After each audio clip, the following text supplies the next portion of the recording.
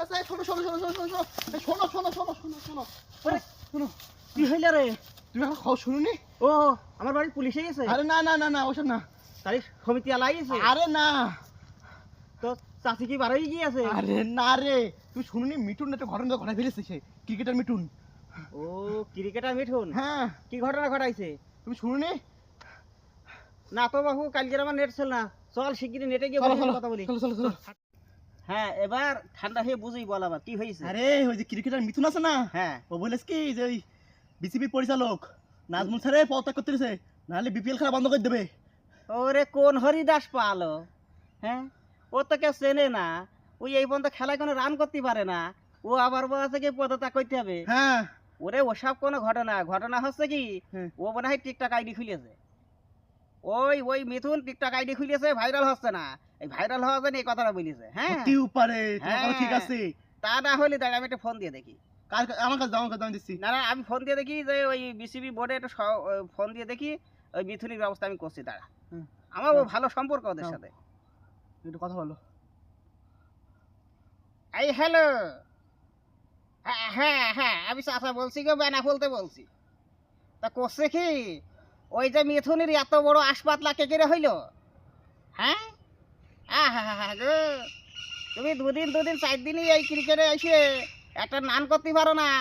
ওরে শোন, ওর চাইতে কথা আবার ভালো, ওই যে সেইবার 7 গ্রাম মিলে খেলা হইলো, হুম হুম। ওই নাইকেলের ডেগো আছে না, ওই দিয়ে ব্যাট বানাই বাবু আমি চ্যাম্পিয়ন হলাম। তা আবার একটা কৃতিত্ব আছে বাংলাদেশে। তা তুমি কোন হরিদাস পাল হে, তুমি বিপিএল বন্ধ করে দেবা? এই বিপিএল বন্ধ থাক। হ্যালো, আমি একটা কথা বলি, ওই পরিচালকের কাছে যাও।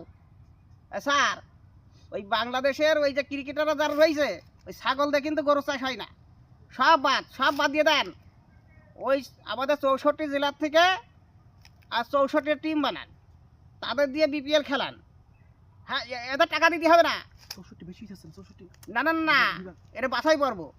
64 জেলা থেকে বাছাই পর্ব করে আপনি 10টা দল নেন, নিয়ে তার মধ্যে থেকে বিপিএল এর কন্টেস্ট করানোর পরে তারপরে এইবার ওর মধ্যে যারা ভালো খেলবে তার মধ্যে বাছাই করে বিপিএল খেলার পরে আমাদের এই বিশ্বকাপ বোর্ডে চালাই দেওয়া।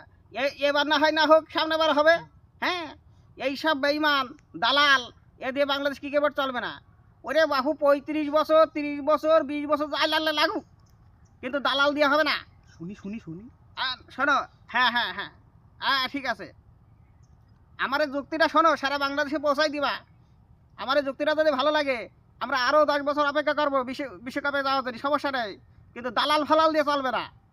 হ্যাঁ এই কথা থাকলো। না না না না না সমস্যা নেই। আমার বাড়ি বেনাফুল গো বাহু, বেনাফুল ওই বর্ডারের ধারে একেবারে। এই হ্যালো, আবার একথা বলি সবাই চেনবে গো বাহু। হ্যাঁ হ্যাঁ হ্যাঁ আচ্ছা ঠিক আছে, আল্লাহ হাফিজ আল্লাহ হাফিজ। চাচা কি বললো, বিসিবি কি বললো? বিসিবি বলছে কি হ্যাঁ। যে বাহু এখন তো শর্টটাই বিশ্বকাপ খেলতে হবে, কি করা যায়? তো ও সমস্যা না, সমস্যা বিশ্বকাপে যাবে, আমাদের নতুন প্লেয়াররা যাক, ওরা যেটুক পারে হেরি বাড়ি আসুক, তাও মানে সান্ত্বনা হবে। তা না হলে কোটি কোটি টাকা খরচ করে ইয়াদের দিয়ে আমার লাভ হইল কি? আসলে এরা তো এখন আমাদের একটা বিশ্বকাপ নিতে পারলো না না না, এত টাকা খরচ করে। তবে বিশ্বকাপ আমাদের যাওয়ারও দরকার নেই, কিন্তু এই ছেলে বিলিয়ে দেখা লাগ বাহু, হ্যাঁ। নতুন নতুন সব নতুন। নাও চলো, তোমার কথা যুক্তি আছে, চলো চলো চলো। ঠিক আছে চলো। চলো চলো। ওরে